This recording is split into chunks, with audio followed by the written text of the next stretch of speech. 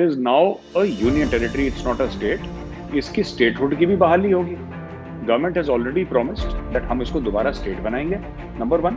And number 2, उधर elections Kashmir में होंगे।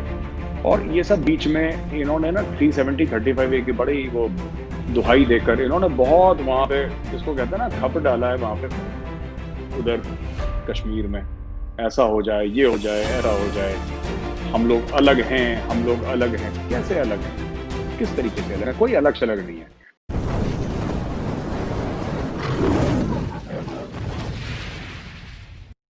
हाय फ्रेंड, स्वागत करता हूँ आपका अपने यूट्यूब चैनल देश प्रेम के ऊपर, जहाँ हम बात करते हैं भारत पाकिस्तान के रिश्ते और क्या इन देशों के बीच में नया हुआ है उसके बारे में।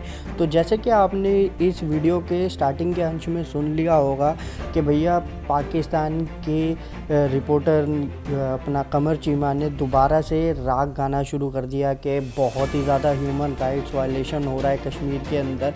तो उसी बात का जवाब देते हुए गौरव आर्य, जो कि हमारे यहाँ के मेजर हैं, उन्होंने क्या धुरंधर जवाब दिया इनको। तो चलिए ये सुनते हैं, और अगर आपको ये वीडियो अच्छी लगे तो लाइक, शेयर और सब्सक्राइब कर दीजिएगा और चैनल से जुड़े रहिएगा। चलिए वीडियो देखते। अब ये यूनियन टेरिटरी बन गया, ये रिवर्स तो होना नहीं है।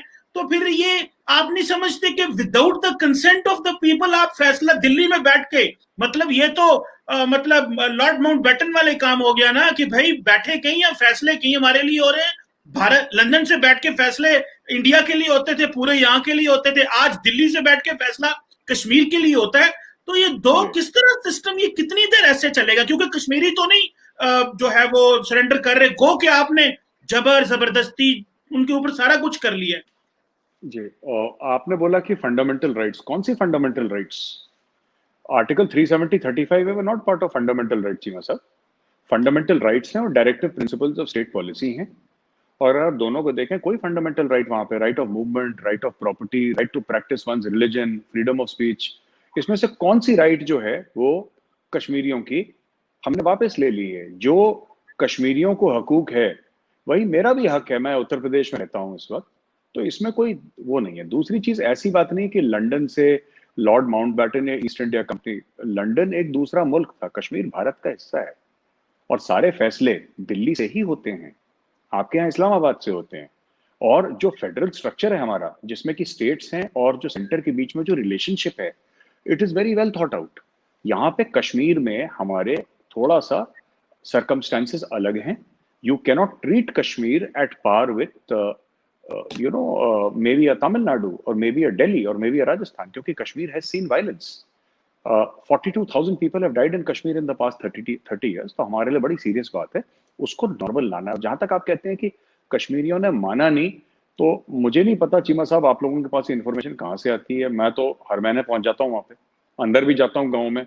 ये माना नहीं माना का मसला है ही नहीं। और हमने कभी ये नहीं बोला कि आप अपने हक दे दें और हम आपको इकोनॉमिक प्रोस्पेरिटी दे देंगे। ये तो चाइना वाला मॉडल है साहब, जो आपके वो क्या है, आयरन ब्रदर है चाइना। ये तो चाइना का मॉडल है कि आप लोग मुंह नहीं खोलोगे और हम आपको इतना पैसा दे देंगे, इतने आपके जेब में डॉलर डाल देंगे कि आप लोग। हमने कभी इसको ऐसा नहीं बोला। बात यह है कि creation of job employment opportunities, creation of businesses. एक और चीज बड़ा शुरू में बोला था, मैं इस बार गया, मैंने पूछा 2-3 लोगों से चीमा साहब ना, वहां पे जो जो टैक्सी वाला है, शिकारा वाला है, ड्राई फ्रूट बेचता है, सैफरन की बड़ी खेती होती है वहां पे, इन सब आम लोगों से जमीन पे। तो मैंने बोला यार, आप लोग पिछली बार कह रहे थे कि बड़ा साहब 370-35 से हट गया, अब लोग आएंगे और लोग यहाँ पे ना हमारी जमीनें खरीद लेंगे, है ना। तो मैंने बोला आपके कोई जान पहचान का है, कोई दोस्त, कोई रिश्तेदार, किसी का चाचा, मामा, ताया, जिसकी दिल्ली से कोई आया हो या कहीं पर भारत के किसी भी सूबे से आया हो, जिसने आपकी मतलब किसी ने 250 स्क्वायर मीटर का प्लॉट लिया हो कहीं पे? कोई एक बंदा? कह नहीं साहब कोई नहीं है। तो मैंने बोला बताओ कौन खरीद, किसको इंटरेस्ट है कश्मीर में जमीन खरीदने का? वही चीज मैं बार बार कहता हूँ चीमा साहब, आपकी शो में दोबारा रिपीट करता हूँ, बड़ा चला था पाकिस्तान से भी और इंडिया में भी कुछ लोगों ने बोला था। ठीक है, आप अगर इस्लामाबाद में रहते हैं, ठीक है, राइट चीमा साहब, फॉर एग्जाम्पल अगर आप इस्लामाबाद में रहते हैं और आपके पास 2-3 करोड़ रुपए हैं, आप लाहौर या इस्लामाबाद या कराची में घर खरीदना पसंद करोगे कि आप मरी में घर खरीदना पसंद करोगे? मरी में आप साल में जब छुट्टी मिलेगी आप 10-15-20 दिन के लिए जाओगे, पर वही घर अगर आप इस्लामाबाद लाहौर में खरीदोगे तो आपको उसका रेंटल इनकम मिलेगा, आपके लिए इन्वेस्टमेंट है, आप मरी में क्यों पैसा डालोगे? हाँ, कोई बहुत ही बड़ा कोई अंबानी सेठ है जो कहता है साहब मैं ठीक है मैंने 100 एकड़ का फार्म, वो that is an exceptional case. आम आदमी कोई नहीं जा रहा कश्मीर में इन्वेस्ट करने के लिए, किसी के पास इतना पैसा ना समय है। और हिंदुस्तान में जैसे एक है ना, एक जैसे कश्मीर वो हमी अस्तो हमी अस्तो हमी अस्तो इट इज वो जन्नत बताइए। आप कभी आए, आपको लद्दाख ले चलेंगे, उत्तराखंड ले चलेंगे, ऐसी जन्नतें इंडिया में 10-15 हैं, कश्मीर जैसी 10-15 है, मैं बाय गॉड आपको बता रहा हूँ। आप देखिएगा, मैं आपको फिजिकली दिखाऊंगा तब आपको भरोसा होगा। तो ऐसा कुछ नहीं है। हाँ, अगर मैं ये कहूँ कि मामला बिल्कुल नॉर्मल है तो ये मेरा कहना गलत होगा चीमा साहब, कि मामला बिल्कुल नॉर्मल है, ऐसा नहीं है। बट मामला नॉर्मलसी की तरफ धीरे धीरे जा रहा है और सरकार कोशिश कर रही है कि चला जाए। से उन लोगों को इन्वॉल्व नहीं करते आप भले जो है वो उनको उनके लिए तब्दीलियां लेके आना चाह रहे हैं, लेकिन उनको इन्वॉल्व क्यों नहीं करते? जब इन्वॉल्व नहीं करते तो फिर लोगों ने कारोबार के लिए तो बाहर निकलना है। आप ये तो नहीं, अब इंडिया इतना अमीर तो नहीं है कि पूरे कश्मीर को घर बंद करके रोटी खिला सकता है, या कहीं और ऐसे तो नहीं हो सकता। खोलना तो है ही कारोबार, लेकिन जो मेजरमेंट होती है किसी भी मुल्क की डेमोक्रेसी की, किसी मुल्क के सिस्टम की, वो उसकी वैल्यू से होती है। दोस्त हैं, आप पूछ रहे हैं तो हम आपको समझा देते हैं। इंटरनेशनल कम्युनिटी से हमारा कोई लेना, उनको 10 इख्तलाफात हो, हमें क्या लेना इंटरनेशनल। वो हिंदुस्तान खत्म हो गया चीमा साहब, जिसमें 4 गोरे आते थे और बोलते थे कि हमें समझाओ कि तुम क्या कर रहे हो। इनकी औकात नहीं है इतनी कि हिंदुस्तान से कुछ पूछे, पैसे लेते हैं हमसे ये, तो थोड़ा सा ये लोग तमीज से रहें, ठीक है, पहली चीज। दूसरी चीज, ऐसा नहीं, ओवर सिंप्लीफाई नहीं। मैं आपको जो मैंने आपको जमीन पे देखा वो मैंने आपको बात बताई, ठीक है। इन्वेस्टमेंट कश्मीर में होनी चाहिए, इन्वेस्टमेंट हिंदुस्तान के हर एक सूबे में होनी चाहिए, पहली चीज। क्योंकि कश्मीर में सारे कश्मीरी कश्मीर से निकल रहे हैं वहां पे, और ये दिल्ली में, बंबई में, कलकत्ता में जा रहे हैं रोजगार, क्योंकि कश्मीर में है ही नहीं रोजगार। क्यों नहीं है भाई? कौन इन्वेस्ट करेगा वहां पे? अगर वहां पे दहशतगर्दी घूमने AK-47 लेके, तो किसी का दिमाग खराब है वहां पे जाएगा, पहली चीज। दूसरी चीज, कश्मीर में मैन्युफैक्चरिंग बेस नहीं है। क्या बनाता है कश्मीर? सेब उगाता है, अखरोट, सैफरन, इस टूरिज्म इससे होती है। आपको कुछ ना कुछ, अगर 70 लाख बंदे हैं वहां पे, अगर 70 लाख बंदों को आपको रोजगार देना है तो आपको कुछ ना कुछ तो उनके बारे में सोचना पड़ेगा। आपको कुछ ना कुछ ऐसा करना पड़ेगा चीमा साहब कि हर एक बंदा सवेरे घर से निकले और रात को वापस घर में आए और अपने बच्चों के लिए 2 चीज फराहम कर सके, जो बच्चे बोलें कि जी ये चाहिए, अपने बाप को बोलें कि ये चाहिए, तो वो ला चाहे, पहली बात। एक और बात मैं ये कहना चाहता हूँ चीमा, कि ऐसा नहीं कि पूछ के नहीं कर रहे। पूछ के क्या नहीं कर रहे? स्कूल बन रहे हैं। अगर कोई कश्मीरी ये बोले, या कोई यूपी वाला ये बोले, या कोई तमिलनाडु वाला, महाराष्ट्र वाला, राजस्थान वाला, पंजाब वाला ये बोले कि नहीं साहब स्कूल नहीं बनना चाहिए, तो मुझे तो लगता है उसका दिमाग खराब है। जो है, और जो वो क्या नाम है, मलेशिया जो है, वो उसको टारगेट करो, क्योंकि वो पाकिस्तान के खड़े हो गए और बाकी मुस्लिम वर्ल्ड जो है वो साइलेंट हो गई, क्योंकि उनके अपने मसले हैं। तो टर्की से क्या मसला है आपको? कश्मीर पे तो वो फंडामेंटली खड़ा हुआ है, वो तो यूएन भी कभी कभी हमारी सपोर्ट करता है, अगर हम यूएन को कॉन्टिन्यूसली यूज करते रहे। जी। अब आप बात करते हैं तुर्की की और मलेशिया की, और देखिए पाकिस्तान ये ना समझे, मुझे कभी ये नहीं समझ में आता कि जैसे पाकिस्तान कहता है कि हमें चाइना सपोर्ट कर रहा है, या हमें अमेरिका सपोर्ट कर रहा है, हमें ये सपोर्ट कर रहा है, पर कभी पाकिस्तानी अपने आप से ये नहीं पूछते कि क्यों सपोर्ट कर रहे हैं। आप क्या देते हैं? आप तुर्की को क्या दे रहे हैं? आप कहते नहीं वो भाई है हमारा, हमें अर्दुगुल गाजी अच्छा लगता है इसलिए वो सपोर्ट। अरे मतलब वाई? देखिए, पूरी दुनिया मफादात पे चलती है, पूरी दुनिया पर्सनल इंटरेस्ट पे चलती है।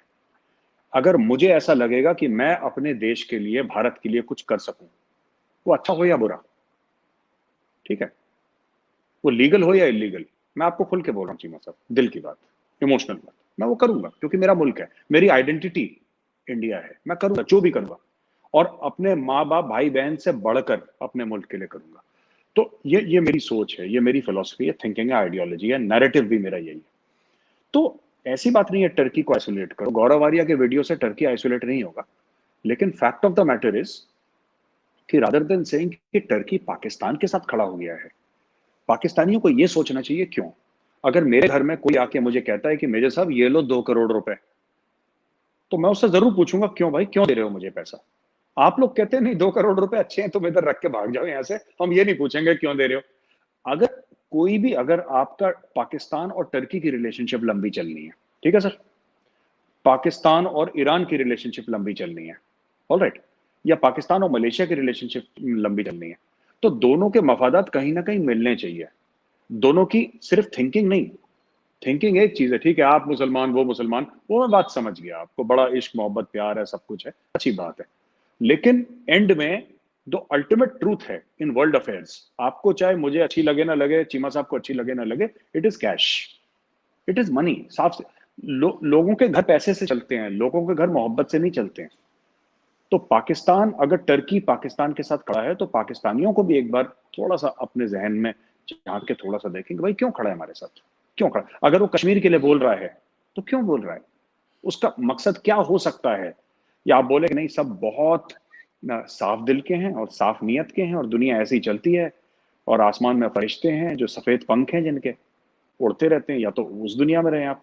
फिर आप बोले अगर मलेशिया सपोर्ट कर रहा है, क्यों कर रहा है मलेशिया सपोर्ट, क्या रीजन हो सकता है मलेशिया का पाकिस्तान को सपोर्ट करने का, ठीक है वो देखना पड़ेगा आपको, आप उसको क्या फायदा पहुंचा रहे हैं। जैसे चाइना है, चाइना इतनी इन्वेस्टमेंट कर रहा है पाकिस्तान में, इसके भी दो सवाल हैं जो पाकिस्तानी अपने आप से पूछें कि जितना चाइना कर रहा है, अगर हमारा हमारा मुल्क इतना बढ़ गया कोई बिजनेस डेस्टिनेशन है कि जहां पे सब सोना चांदी आसमान से बरसना चाहिए, और हमारा मुल्क एक बहुत जबरदस्त बिजनेस डेस्टिनेशन है जहां पे चाइना इतना इन्वेस्ट कर रहा है, फिर वहां पे अमेरिका क्यों नहीं इन्वेस्ट कर रहा, वहां पे यूरोप इन्वेस्ट क्यों नहीं कर रहा, वहां पे ऑस्ट्रेलिया इन्वेस्ट क्यों नहीं कर रहा, न्यूजीलैंड इन्वेस्ट क्यों नहीं कर रहा, साउथ अमेरिका इन्वेस्ट क्यों नहीं कर रहा।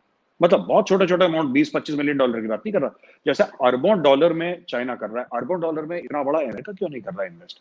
वहां पे आपके बड़े बड़े माइक्रोसॉफ्ट और ट्विटर के कैंपसेस क्यों नहीं है, यूट्यूब के बड़े बड़े ऑफिस क्यों नहीं जिसमें हजारों लोग काम करते हैं, वो इन्वेस्टमेंट क्यों नहीं हो रहा। पहली चीज ये बात है। दूसरी चीज एक और चीज है कि भाई आप उल्टा उनको क्या दे सकते हैं चाइना को राहदारी के अलावा, क्योंकि खुद डॉन न्यूज में हर रोज पढ़ता हूं, मैं एक बार टाइम्स ऑफ इंडिया या फिर हिंदुस्तान टाइम्स ना पढ़ूं, डॉन न्यूज में रोज पढ़ता हूं, और मैं तो बड़ा फैन हूं अयाज अमीर साहब का। वो अब द नेशन के लिए लिखना शुरू उन्होंने कर दिया, एक जमाने में डॉन के लिए लिखते थे, तो मैं तो हर हफ्ते उनके आर्टिकल का वेट करता था। तो बात ये चीमा साहब की आप ना अगर पूरे उससे देखें तो आप ये समझना पड़ेगा कि राहदारी के अलावा, मैंने डॉन न्यूज में भी पढ़ा है कि कितनी लेबर कॉलोनी सेटअप हुई है पाकिस्तान में जिसमें चाइनीज लेबर आ रहा है। अगर रॉ मटेरियल चाइना से आ रहा है, अगर चाइना से लेबर आ रहा है, अगर चाइना से इंजीनियर आ रहे हैं, अगर चाइना से टेक्निकल स्टाफ आ रहा है, राइट, तो इन दी एंड चाइना पाकिस्तान को इन रिटर्न, चलिए पाकिस्तान को अच्छा इंफ्रास्ट्रक्चर मिल रहा है, सब कुछ मिल रहा है, कभी आपने ये सोचा है कि चाइना को क्या मिल रहा है इन रिटर्न, ये भी थोड़ा सोचिए। उसी तरीके से आई एम श्योर कुछ होगा, अंडरस्टैंडिंग होगी जो मुझे नहीं पता, मुझे सब, आई डोंट क्लेम कि मुझे सब पता है, लेकिन मैंने पाकिस्तानी ऑफिशियल जो वेबसाइट्स हैं चाइना पाकिस्तान इकोनॉमिक कॉरिडोर का, मुझे वहां पे रिटर्न ऑन इन्वेस्टमेंट ROI के पेपर नहीं मिले मुझे, जो बिकॉज मैं एक कंपनी का CEO रह चुका हूं, ठीक है चीमा साहब, मैंने बिजनेस कर रखा है और मैंने पैसे कमाए भी हैं गंवाए भी हैं, मैं प्रॉफिट एंड लॉस समझता हूं, मैं P&L स्टेटमेंट समझता हूं, पढ़ सकता हूं P&L, मैं रीटा समझता हूं, मैं कैश फ्लो समझता हूं, इनफ्लो एंड आउटफ्लो, ये सब चीजें मैं समझता हूं बेसिक। और मुझे ऐसा नहीं दिखा कि इसका रिटर्न ऑन इन्वेस्टमेंट क्या रहेगा, अगर चाइना इतना निकालेगा तो उसका कितना है पर प्रोजेक्ट, क्या ब्रेकडाउन है नहीं। अगर आपको हमारा देखना है, for example bullet train 15 billion की बन रही है, आप वेबसाइट पे जाइए, मैं आपको लिंक भेज दूंगा, आप जाके देखो, वेबसाइट आपको सारा का सारा मिल जाएगा, जितना अभी तक हुआ है, आगे का नहीं, जितना हुआ है आपको सब क्लियरली मिल जाएगा, किसको कॉन्ट्रैक्ट मिला, कितने का मिला, क्यों मिला, उसको कितना फायदा है, हमारा रिटर्न ऑफ इन्वेस्टमेंट कितना है, अगर हमें ब्याज मिला तो कितने फीसद मिला, कितने फीसद पे हमें ये लोन मिला, अगर जापान ने इन्वेस्ट करा, each and everything clearly, right.